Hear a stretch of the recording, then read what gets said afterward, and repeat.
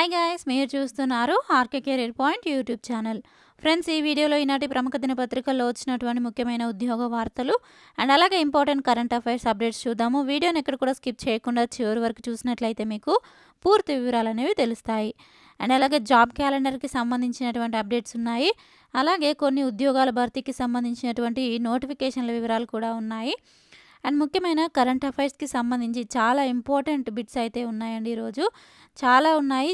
Video కాస్త లెంతీగా ఉంటుంది, చివరి వరకు చూసే ప్రయత్నం అయితే చేయండి. కరెంట్ అఫైర్స్ టెస్ట్లు కనుక ప్రాక్టీస్ చేయాలని ఉన్నట్లయితే తప్పకుండా మన యొక్క వీడియో డిస్క్రిప్షన్లో వెబ్సైట్లో డైలీ టెస్ట్లు అయితే కండక్ట్ చేయడం జరుగుతుంది. ఇంట్రెస్ట్ ఉన్న క్యాండిడేట్స్ క్లిక్ చేసి డైలీ ఫ్రీగా మీరు టెస్ట్లు అయితే ప్రాక్టీస్ చేయవచ్చు. ఇక లేట్ చేయకుండా ముందుగా జాబ్ న్యూస్లు అయితే చూద్దామండి. ముందుగా జాబ్ క్యాలెండర్కి సంబంధించినటువంటి అప్డేట్స్ చూద్దాము. ఈ అసెంబ్లీ సమావేశాల్లోనే జాబ్ క్యాలెండరు. ఏటా మార్చిలోగా అన్ని శాఖల్లో ఖాళీల సేకరణ, జూన్ 2లోగా నోటిఫికేషన్లు, డిసెంబర్ 9లోగా నియామకాలు. సీఎం రేవంత్ రెడ్డి వెల్లడి. వివరాలు చూసినట్లయితే త్వరలో ప్రారంభం కానున్న అసెంబ్లీ సమావేశాల్లోనే జాబ్ క్యాలెండర్ ప్రకటిస్తామని సీఎం రేవంత్ రెడ్డి వెల్లడించారు. ఏటా మార్చిలోగా అన్ని శాఖల నుంచి ఖాళీల వివరాలు సేకరించి జూన్ 2లోగా ఉద్యోగాల భర్తీకి నోటిఫికేషన్లు జారీ చేసి డిసెంబర్ 9లోగా నియామకాలు పూర్తి చేస్తామని స్పష్టం చేశారు. శనివారం ప్రజాభవన్లో రాజీవ్ గాంధీ సివిల్స్ అభయహస్తం అనేటువంటి కార్యక్రమాన్ని ముఖ్యమంత్రి ప్రారంభించారు. సివిల్స్ ప్రిలిమినరీ పరీక్షలో విజయం సాధించిన వారికి mains coaching, study material, hostel ఖర్చుల కోసము ₹1,00,000 ఆర్థిక సహాయాన్ని అందిస్తున్నట్లుగా తెలిపారు. ప్రతి ఏటా రాష్ట్రం నుంచి సివిల్స్కు 50,000 మంది దరఖాస్తు చేసుకుంటున్నారని, వీరిలో 250 నుంచి 300 మంది మెయిన్స్కు అర్హత సాధిస్తున్నారని పేర్కొన్నారు. ఈ సందర్భంగా 2023లో రాష్ట్రం నుంచి సివిల్స్కు ఎంపికైనటువంటి 35 మందిని, ఐఎఫ్ఎస్కి ఎంపికైన 6గురిని ఘనంగా సన్మానించారు. ఇక నెక్స్ట్ అప్డేట్ చూసినట్లయితే జాబ్ క్యాలెండర్లో అధ్యాపక పోస్టులు. డైట్ కళాశాలలు SCERTలో 110 ఖాళీల భర్తీ. డిగ్రీ కళాశాలలో మరో 600 వరకు పోస్టులు. మోడల్ స్కూళ్లలో 707 టీచర్ల భర్తీకి యోచన. రాష్ట్ర ప్రభుత్వం త్వరలో ప్రకటించనున్నటువంటి ఉద్యోగ క్యాలెండర్లో పాఠశాల, కళాశాల విద్యాశాఖలో ఖాళీగా ఉన్న అధ్యాపకుల పోస్టులు చేరనున్నాయి. పాఠశాల విద్యాశాఖ పరిధిలో 110, కళాశాల విద్యాశాఖ పరిధిలో సుమారు 600 అధ్యాపక ఖాళీలను భర్తీ చేయనున్నారు. పాఠశాల విద్యాశాఖ పరిధిలోని మోడల్ స్కూళ్లలో 707 టీచర్ పోస్టులను భర్తీ చేయాల్సి ఉండగా వాటిపైన కసరత్తు చేస్తున్నారు. త్వరలోనే 5,000కు పైగా ప్రభుత్వ ఉపాధ్యాయుల ఖాళీలను కూడా భర్తీ చేస్తామని ఉప ముఖ్యమంత్రి భట్టి విక్రమార్క ఇటీవలే ప్రకటించినందున అవి కూడా చేర్చవచ్చని భావిస్తున్నారు. మొత్తానికి ప్రభుత్వం ప్రకటించే ఉద్యోగ క్యాలెండర్లో అధిక సంఖ్యలో విద్యాశాఖ నుంచే ఖాళీలుంటాయని అయితే తెలుస్తోంది. ఇక ఏడాదిన్నర క్రితమే అనుమతి ఇచ్చినటువంటి పోస్టుల వివరాలు చూసినట్లయితే కనుక పాఠశాల విద్యాశాఖలో 134 ఖాళీల భర్తీకి 2022 నవంబర్లో ఆర్థిక శాఖ అనుమతిస్తూ ఒక జీవోను జారీ చేసింది. అందులో 110 అధ్యాపక, సీనియర్ అధ్యాపక పోస్టులున్నాయి. వాటిలో రాష్ట్రంలో 12 డైట్ కళాశాలల్లో 65 అధ్యాపక, మరో 23 సీనియర్ అధ్యాపక ఉద్యోగాలు ఉన్నాయి. ఇక హైదరాబాద్లోని Institute of Advanced Studies in Education SCERTలో మరో 22 అధ్యాపక ఖాళీలు కలిపి మొత్తం 110 కొలువులను భర్తీ చేసేందుకు TGPSCకి అనుమతి ఇచ్చినా కూడా నోటిఫికేషన్ కూడా ఇవ్వలేకపోయారు. పాఠశాల విద్యాశాఖ సంచాలకుడిగా ఇటీవలే బాధ్యతలు చేపట్టినటువంటి ఈవి నరసింహారెడ్డి ఆ పోస్టుల భర్తీ విషయంపై కమిషన్ అధికారులతో మాట్లాడారు. దీనికి సంబంధించి కూడా జాబ్ క్యాలెండర్లో నోటిఫికేషన్ ఇచ్చేటువంటి అవకాశం అయితే ఉంది. ఇక నెక్స్ట్ అప్డేట్ చూసినట్లయితే చేనేత జౌళి శాఖలో ఉద్యోగాల భర్తీకి నోటిఫికేషన్ చాలా ఇంపార్టెంట్ అండి. రాష్ట్ర ప్రభుత్వం చేనేత జౌళి శాఖల్లో ఉద్యోగాల భర్తీకి నోటిఫికేషన్ అయితే విడుదల చేసింది. వివిధ కేటగిరీల్లో మొత్తం 30 ఉద్యోగాలకు దరఖాస్తులను ఆహ్వానిస్తున్నట్లు ఆ శాఖ కమిషనర్ శైలజ రామయ్యర్ ప్రకటించారు. వాటిలో cluster development executives 8, textile designer ఉద్యోగాలు 22 ఉన్నట్లు తెలిపారు. IIHT నుంచి చేనేత టెక్నాలజీలో డిప్లొమా చేసిన వారు ఈ ఉద్యోగాలకు అర్హులని తెలిపారు. అభ్యర్థులు తమ పూర్తి వివరాలతో పాటు సంబంధిత ధృవపత్రాలతో దరఖాస్తు చేసుకోవాలని సూచించారు. ఎంపికైన వారు తాత్కాలిక ప్రాతిపదికన 3 ఏళ్ల పాటు పనిచేయాల్సి ఉంటుందని కమిషన్ శైలజ పేర్కొన్నారు. ఎవరైతే ఈ యొక్క సంబంధిత విభాగంలో డిప్లొమా కంప్లీట్ చేసి ఉన్నారో వాళ్ళు తప్పకుండా అప్లై చేసుకొని ఉద్యోగాలైతే పొందుకోండి. ఇక నెక్స్ట్, నిరుద్యోగ భృతి ఏది? 100 రోజుల్లో హామీలను ఎందుకు పూర్తి చేయలేదు? కిషన్ రెడ్డి ప్రశ్న. వివరాలు చూసినట్లయితే, రాష్ట్రంలో అధికారంలోకి వచ్చినటువంటి 100 రోజుల్లో అమలు చేస్తామన్న హామీలు ఏమయ్యాయని కేంద్ర బొగ్గు గనుల శాఖ మంత్రి కిషన్ రెడ్డి ముఖ్యమంత్రిని ప్రశ్నించారు. నిరుద్యోగ భృతి జాబ్ క్యాలెండర్ ఎక్కడా అని నిలదీశారు. రాష్ట్రంలో జెండా మాత్రమే మారింది తప్ప ఏమాత్రం మార్పు లేదన్నారు. హైదరాబాద్లోని ఇందిరా పార్కు ధర్నా చౌక్లో బీజేపీ యువ మోర్చా ఆధ్వర్యంలో నిర్వహించిన నిరుద్యోగుల మహాధర్నాలో పాల్గొని ఆయన ఈ విధంగా ప్రశ్నించారు. ఇక నెక్స్ట్ అప్డేట్ చూద్దాము. ఉద్యోగాల పేరిట మోసము. రాజన్న సిరిసిల్ల జిల్లాలో ఉద్యోగాల పేరిట వల వేసి ఒక్కొక్కరి నుంచి 10,000 దాకా వసూలు చేసి నిరుద్యోగులను మోసం చేస్తున్న 5 అంతర్రాష్ట్ర నిందితులను సిరిసిల్ల పోలీసులు అరెస్టు చేశారు. సిరిసిల్ల ఎస్పీ అఖిల్ మహాజన్ శనివారం వెల్లడించినటువంటి వివరాల ప్రకారము ఏపీలోని అనంతపూర్కు చెందినటువంటి ఎర్రబద్ది గోపి ట్రాన్స్ ఇండియా కార్పొరేషన్ నెట్వర్క్ పేరిట కంపెనీ ఏర్పాటు చేశాడు. ఈ విధంగా ఎవరైనా ఉద్యోగాల పేరిట మీకు ఉద్యోగాలు ఇప్పిస్తామని, మాకు మనీ ఇవ్వండి, మీకు ఉద్యోగాలు ఇప్పిస్తామని ఎవరైనా అడిగినట్లయితే తప్పకుండా ఈ యొక్క ఇన్ఫర్మేషన్ చూసి మీరైతే మోసపోవద్దు. ఎవరు కూడా ఈ యొక్క ఉద్యోగాల పేరిట ఇప్పిస్తామన్నట్టుగా మిమ్మల్ని సంప్రదించినట్లయితే వారికైతే మనీ ఇచ్చి మోసపోవద్దు అంటూ కూడా ఈ న్యూస్ని మనకు వెల్లడించడం అయితే చూడవచ్చు. ఇక నెక్స్ట్ అప్డేట్ చూసినట్లయితే, సిడిపిఓ పరీక్ష రద్దుపై అభ్యర్థుల నిరసన. టీజీపీఎస్సీ నుంచి మొన్న మనకి ఈ యొక్క 2 పరీక్షలను రద్దు చేసినట్లుగా టీజీపీఎస్సీ ప్రకటించడంతో ఈ యొక్క సిడిపిఓ పరీక్ష రద్దుకు గాను అభ్యర్థులు నిరసన చేస్తున్నట్లుగా ఇక్కడైతే చూడవచ్చు. రాష్ట్ర మహిళా శిశు సంక్షేమ శాఖలో శిశు అభివృద్ధి ప్రాజెక్టు గ్రేడ్ 1 అధికారుల రాత పరీక్షను రద్దు చేయడంపై అభ్యర్థుల నుంచి తీవ్ర నిరసన వ్యక్తమవుతుంది. అయితే ఈ పరీక్షను పేపర్ లీకేజీల కారణంగానే రద్దు చేశామంటూ టీజీపీఎస్సీ అయితే ప్రకటించింది. ఇక నెక్స్ట్ అప్డేట్ చూసినట్లయితే, ఎస్సీ గురుకుల డిగ్రీ లెక్చరర్ల బదిలీలో గందరగోళము. నిలిచిపోయినటువంటి కౌన్సిలింగ్. ఎస్సీ గురుకుల సొసైటీలో డిగ్రీ లెక్చరర్స్ ప్రకారం జీవో 317 ప్రకారం జరగవలసిన కేటాయింపులు, బదిలీలు, పదోన్నతుల ప్రక్రియ గందరగోళంగా మారింది. 2 ఏళ్ల క్రితము చేసినటువంటి తుది కేటాయింపుల జాబితాకు భిన్నంగా తాజాగా మరో జాబితా వెలువరించడంతో పలువురి మల్టీ జోన్లు మారిపోయాయని ప్రభావిత లెక్చరర్లు వాపోయారు. ఇక నెక్స్ట్ అప్డేట్ చూసినట్లయితే, సివిల్స్లో సత్తా చాటాలి, ప్రతిభావంతులకు ప్రోత్సాహం అందిస్తామంటూ సీఎం రేవంత్ రెడ్డి ప్రకటన. నిరుద్యోగులకు చేయూతనిస్తాము, ఆర్థిక సాయంతో అండగా ఉంటాము. సివిల్స్ పరీక్షల్లో తెలంగాణ విద్యార్థులు సత్తా చాటి ప్రిలిమ్స్కు ఎంపిక కావడము గర్వించదగ్గ విషయమని సీఎం రేవంత్ రెడ్డి అన్నారు. సివిల్స్లో తెలంగాణ జెండా ఎగరాలి, జాతీయ స్థాయి పరీక్షల్లోనూ సత్తా చాటాలని ఆయన పిలుపునిచ్చారు. రాజీవ్ గాంధీ సివిల్స్ అభయహస్తము స్టార్ట్ చేశారు. దీనికి సంబంధించి మరిన్ని వివరాలు అయితే ఇక్కడ ఇచ్చారు, చూద్దాము. ప్రతి ఏడాది తెలంగాణ నుంచి సివిల్స్ ప్రిలిమినరీ పరీక్షకు 50,000 మంది దరఖాస్తు చేసుకుంటున్నట్లు అంచనా వేశారు. వీరిలో ప్రాథమిక పరీక్షలో దాదాపు 250 నుంచి 300 మంది ఉత్తీర్ణత సాధిస్తున్నారు.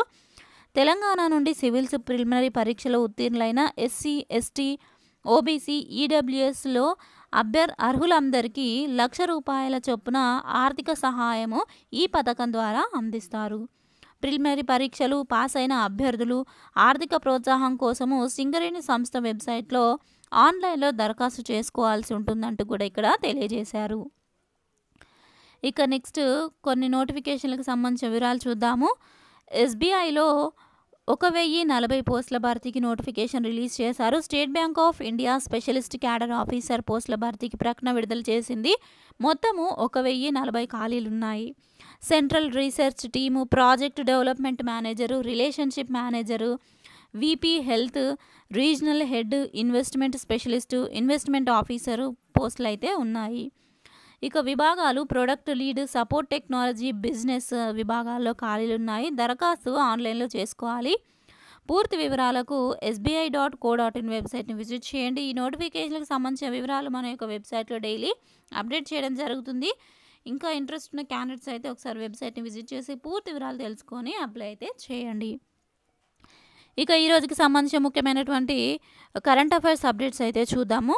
Jukanti జగన్నాథంకు Dasarathi award.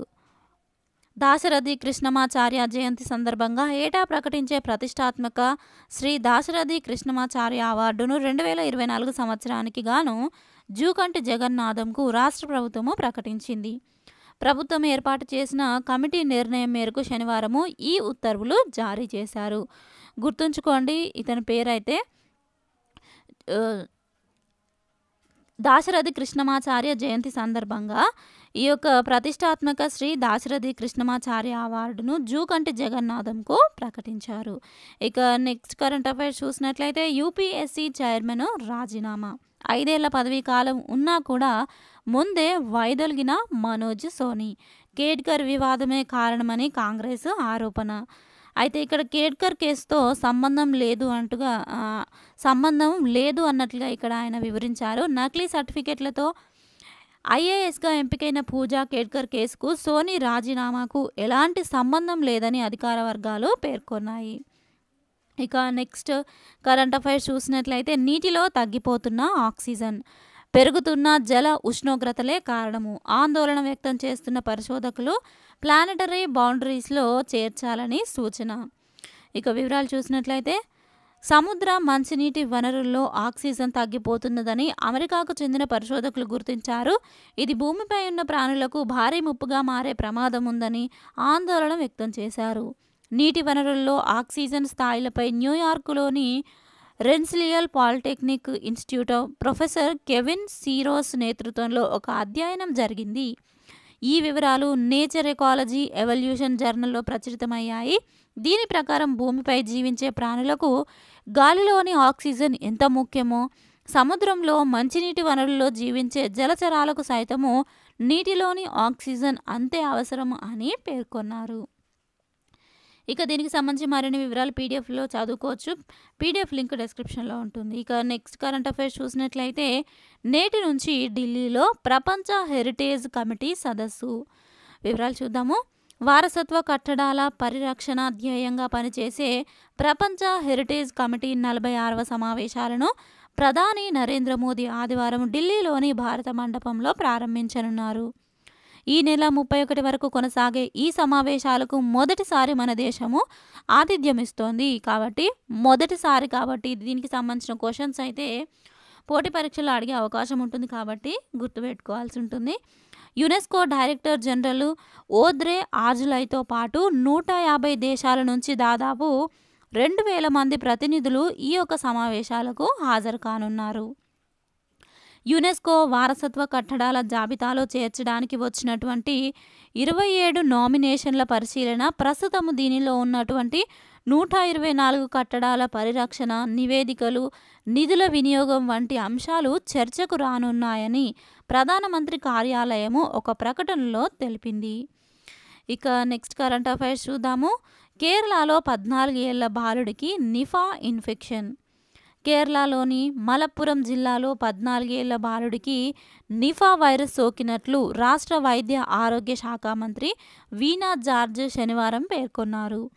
పూణేలోని national institute of virology ఈ విషయాన్ని నిర్ధారించిందని తెలిపారు. ప్రస్తుతం ఆ బాలుడు ఓ ప్రైవేట్ ఆసుపత్రిలో చికిత్స పొందుతున్నట్లు చెప్పారు. అతడు వెంటిలేటర్పై ఉన్నాడని పేర్కొన్నారు. బాధితుడిని కోజికోడ్లోని ప్రభుత్వ వైద్య కళాశాలకు తరలించినట్లుగా పేర్కొన్నారు. ఇక నెక్స్ట్ కరెంట్ అఫైర్స్ చూద్దాము.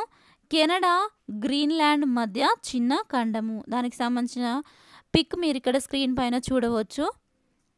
బయటి ప్రపంచానికి ఇప్పటి వరకు తెలియని ఒక చిన్న ఖండము ఒకటి కెనడా, గ్రీన్లాండ్ మధ్య ఉందని తాజా అధ్యయనంలో తేలింది. డేవిస్ జలసంధి క్రిందే ఈ సూక్ష్మఖండం ఉందని పరిశోధకులు గుర్తించారు. సో దీన్ని మళ్ళీ రిపీట్ చేస్తున్నాను, ఒకసారి నోట్ చేసుకోండి. బయట ప్రపంచానికి ఇప్పటి వరకు తెలియనటువంటి ఓ చిన్న ఖండం ఒకటి కెనడా గ్రీన్లాండ్ మధ్య ఉందని తాజా అధ్యయనంలో తేలింది. కెనడా మరియు గ్రీన్లాండ్ మధ్య ఉందని ఇక్కడ అధ్యయనం అయితే వెల్లడించింది. డేవిస్ జలసంధి క్రిందే ఈ సూక్ష్మఖండం ఉందని పరిశోధకులు గుర్తించారు. ఉపాసలా యూనివర్సిటీ, డెర్బీ యూనివర్సిటీకి చెందినటువంటి భూగర్భ శాస్త్రవేత్తలు మొదటిసారి కనుగొన్నారు. ఇక యూనివర్సిటీల పేర్లకు సంబంధించి కూడా గుర్తుంచుకోవాల్సి ఉంటుంది. ఉప్పాసల యూనివర్సిటీ, డెర్బీ యూనివర్సిటీకి చెందినటువంటి భూగర్భ శాస్త్రవేత్తలు మొదటిసారిగా దీనిని కనుగొన్నారు. సైంటిస్టుల బృందము ఇక్కడికి టెక్టోనిక్ ప్లేట్ కదలికలపై అధ్యయనం చేస్తుండగా ఈ ప్రాంతంలో 402 కిలోమీటర్ల పొడవుతో కూడిన చిన్నపాటి ఖండం ఉందన్న సంగతి బయటపడింది. సో ఇక్కడ దీని యొక్క లెంత్ కనుక చూసినట్లయితే 402 కిలోమీటర్ల పొడవుతో కూడినటువంటి చిన్నపాటి ఖండము. ఈ ఖండం దాదాపు 6 కోట్ల సంవత్సరాల క్రితం ఏర్పడిందని సైంటిస్టులు చెబుతూ ఉన్నారు. ఇక నెక్స్ట్ కరెంట్ అఫైర్స్ చూద్దాము. డైనోసార్ అస్థిపంజరము 373 కోట్ల రూపాయలు. వివరాలు చూసినట్లయితే దాదాపు 15 కోట్ల సంవత్సరాల క్రితం నాటి డైనోసార్ అస్థిపంజరానికి 373.41 కోట్ల ధర పలికింది. సోత్బైలో జరిగిన వేలంలో దీనిని హెడ్జ్ ఫండ్ సైటాడెల్ వ్యవస్థాపకుడు CEO కెన్ గ్రిఫిన్ సొంతం చేసుకున్నారు. దీంతో వేలం రికార్డులన్నీ కూడా బద్దలయ్యాయి. దీనిని 2022 మే నెలలో కొలరాడోలో వెలికితీశారు. దీనిని అపెక్స్ అని పేరు పెట్టారు. ఇప్పటి వరకు దొరికినటువంటి డైనోసార్లలో ఇదే అతి పెద్దదని సోత్బై తెలిపింది. దీని ఎత్తు 11 అడుగులు, పొడవు 27 అడుగులని వివరించింది. దీనికి 319 ఎముకలు ఉంటాయని అంచనా వేశారు. ప్రస్తుతము 254 ఎముకలు భద్రంగా ఉన్నాయని తెలిపింది. దీనికి సంబంధించిన ఇమేజ్ మీరు ఇక్కడ స్క్రీన్ పైన అయితే చూడవచ్చు. నెక్స్ట్ కరెంట్ అఫైర్స్ చూద్దాము. 2050 నాటికి 5 ఏండ్లు పెరగనున్న ఆయుర్దాయము.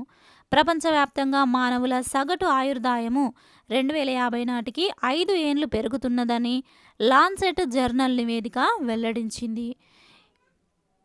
స్త్రీ పురుషులు జీవితకాలము 73.6 ఏండ్ల నుంచి 78.1 ఏండ్లకు పెరిగే అవకాశం ఉందని నివేదిక అంచనా వేసింది. అంటువ్యాధుల నివారణలో వైద్య చికిత్సలు అందుబాటులోకి రావడము, భారత్లో జీవితకాలం పెరగడానికి ఈ యొక్క ఆయుర్దాయము దారితీస్తున్నదని నిపుణులు అభిప్రాయపడ్డారు. కరెంట్ అఫైర్స్ చూసినట్లయితే భారత ఫుట్బాల్ కోచ్గా మార్క్వెజ్. భారత ఫుట్బాల్ నూతన కోచ్గా స్పెయిన్కు చెందినటువంటి మనాలో మార్క్వెజ్ ఎంపికయ్యాడు. పేరు గుర్తుంచుకోండి, మనాలో మార్క్వెజ్. ఇగోర్ స్టిమాక్ వివాదాస్పద నిష్క్రమణ తర్వాత అతని స్థానాన్ని అఖిల భారత ఫుట్బాల్ సమాఖ్య మార్క్వెజ్తో భర్తీ చేసింది. ప్రస్తుతము గోవా FC కోచ్గా కొనసాగుతున్న మార్క్వెజ్కు ఫుట్బాల్ కోచింగ్లో అపార అనుభవము ఉంది. శనివారము సమావేశమైనటువంటి AIFF మార్క్వెజ్ను కొత్త కోచ్గా నియమిస్తున్నట్లు అధికారికంగా ప్రకటించింది. ఇక నెక్స్ట్ కరెంట్ అఫైర్స్ చూసినట్లయితే సహాయక కోచ్గా అభిషేక్ డోస్చెటే.